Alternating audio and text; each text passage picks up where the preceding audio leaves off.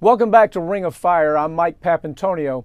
Congress currently has approval rating lower than Dick Cheney, a man who once shot his friend in the face. But because of the influence of corporate money and Tea Party crazies, our Congress is quickly going down as the worst in history. I have Howard Nations with me now to talk about that. Howard, it would seem like you'd really have to work to have worse approval ratings than the Bush Congress, but I think they've accomplished it here with this Obama Congress. It is the worst, maybe in certainly in 7 decades. Approval rating is just dismal. What do you make of it? Well, what I make of it is that the people who are answering the polls are very perceptive.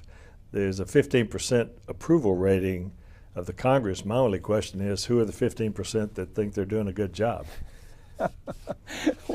Well, I mean, the things that are flying in people's face now, we see this week these congressmen, congresswomen who thought that, by golly, they understood what their constituents wanted, and they went and they voted against background checks. Okay, so right now you have them plummeting 17, 18, 19 points in their various districts. And I suppose it's going to take that. Here you had a situation where 90% of the public said, yeah, we do want background checks. The Congress defied them. They defied public opinion. And maybe there is a chance that the voters will remember that. But historically, we don't really see that. In other words, we'll see a plummet like that, 17 or 18 points, but it turns right back around because Americans have such a short memory on things like this, don't they? Well, the senators who had the 17 and 18 point plunges are not up for re-election, and it'll be years before they come up for re-election, and this will be history by then. The best example of how the Congress right now, we have a Congress that is of the lobbyists, by the lobbyists, and for the lobbyists. I mean, that's what it's all about, and it's manifest just this week when we saw that the Congress passed $436 million purchase of Abrams tanks, despite the fact that the Army says we don't want any more Abrams tanks.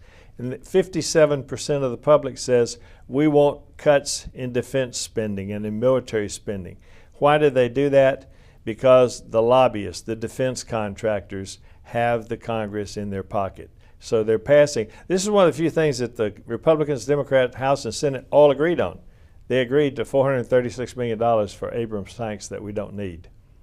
Well, I mean, we saw that just last couple of weeks, the story of the fertilizer plant down in West Texas, down your way, and we saw that time and time again, the locals were asking for government to get involved. They actually went to Congress and they said Homeland Security needs to take a look at what's happening here. Congress sat on their hands. The very people they went to and said, we need you to take action, completely ignored it. And it was apparent why they ignored it, wasn't it, Howard? Well, it's apparent why they ignored it for 2 reasons. One is the Congress. First of all, they've gutted all potential regulations. They've gutted OSHA. There has not been an OSHA inspection of that plant since 1985. And this is a plant where 15 people are killed, 11 of whom are first responders, 200 people injured. They were storing 1,350 times as much ammonium nitrate as you can store without reporting it to Homeland Security. They didn't report it, but OSHA can't inspect it because OSHA has been completely gutted by Congress, which begs the question, why would Congress gut OSHA? The answer is Koch brothers, chemical manufacturing industry, who wants no regulation whatsoever on things such as this. The Koch brothers, who are the 5th largest polluters in America, they spend big millions and millions and millions of dollars for Congress, just so they get things like the gutting of OSHA. And well, this is a great example. Here on this case, Howard, you actually had some OSHA workers saying there's something wrong here. They needed help from not only the state government, they needed help from the federal government. They needed Homeland Security to come in there and understand that there were violations that were being taking place every day.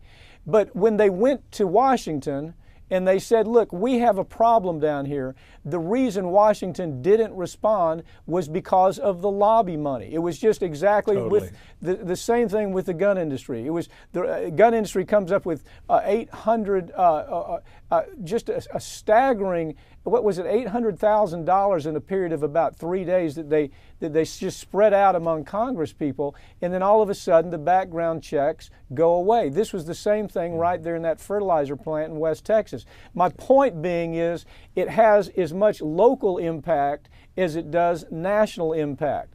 You talked about OSHA. The number I saw with just the way they've been gutted, and that is somebody who looks out for your local interest, the safety of workers, the safety of health, safety, and welfare of workers of all types in a given industry. But if they've gutted it so bad that it would take 98 years for the few number of OSHA workers that are out there to inspect the plants that need to be inspected. Well, you have to understand, too, that in addition, we have the problem in Texas that this mental midget we have for a governor brags about the fact that there are no regulations. They tell businesses, come on into Texas because in Texas you will be unregulated. And this is exactly the product of that type of collaboration between the Congress yielding to the lobbyist and the governor, the state government, yielding to business interest. Well, we also saw this, but here again, there is such a disregard by this Congress for what they just absolute disregard that we talked about last week. The story where you had in the dark of the night, you had President Obama sign off on a bill that allowed the top management of government, 28,000 government workers that were able to hide and able to keep secret their personal investments, where we didn't know what the conflicts might be. We didn't know what the bias might be. Because this president signed off, Congress was almost unanimous on the idea that they didn't want to disclose this information on the internet, for example, where people could research and say, well, before I vote for this person, let me see what their interests are. So they have a notion to where public opinion doesn't really matter to them, does it? That's the way it appears. Well, public opinion doesn't matter to them because if you see voter preferences in the polling today, voter preferences, 92% want deficit reductions. Not going to happen.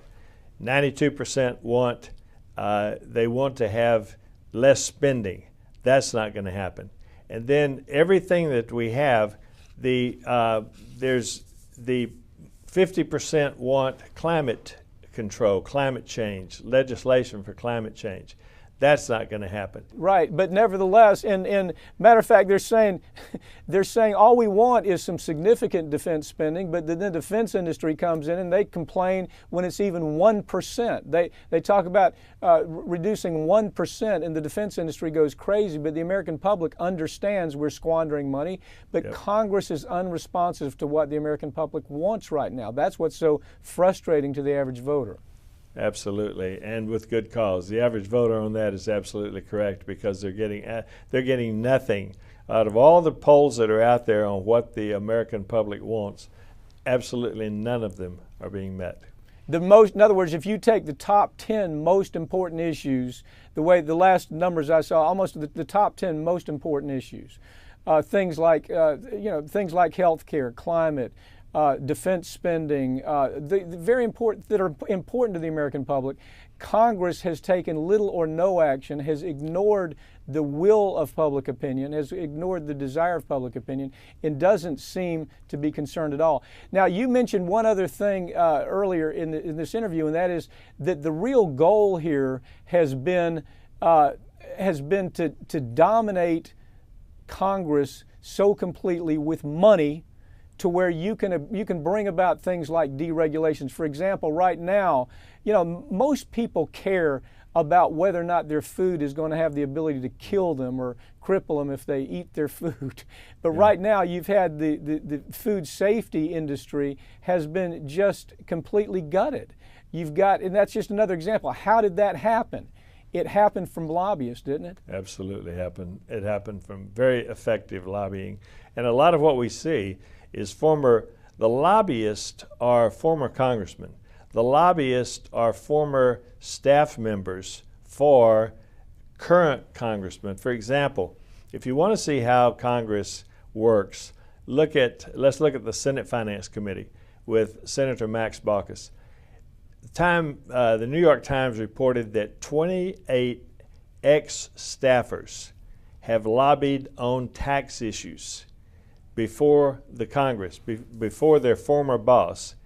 And the Times has said that many of the lobbyists have already saved their clients millions, in some cases billions of dollars, after they go back to their former boss, Senator Baucus, and get him to back their request to extend certain corporate tax perks. And so Senator Baucus is now coming up for retirement. He's already announced he's not going to run for re-election. It'll be very interesting to see if he goes to work as a lobbyist, which he very probably will. Howard, explain how it's become a big business for senators and congressmen to leave Congress and make $1 gazillion after they serve. Well, the poster boy for this was Representative Billy Tauzin, a Republican from Louisiana, who was the floor manager. He was a committee chair in the House, and he's the floor manager for President Bush's prescription drug bill in 2005. This is the drug bill where they said that the federal government, the largest purchaser of drugs in the world, shall not negotiate with the drug industry on the price of drugs. Tauzin nurtures that through, and then he retires immediately. Since he retired, in the 5 years after his retirement, listen to this, Tauzin was paid $19,359,000 as a lobbyist for pharma. That's a 110% increase in salary. This raises two issues on how lobbyists work. One is they're paid for what they're doing while they're in Congress. Tauzin was clearly paid for what he did for them, the billions and billions of dollars that he strapped on the backs of taxpayers to pay full price for prescription drugs. That's what he did while he was chairman of the committee. And then they get paid for what they do after, when they go back in and they lobby their former friends and their former co-workers in Congress.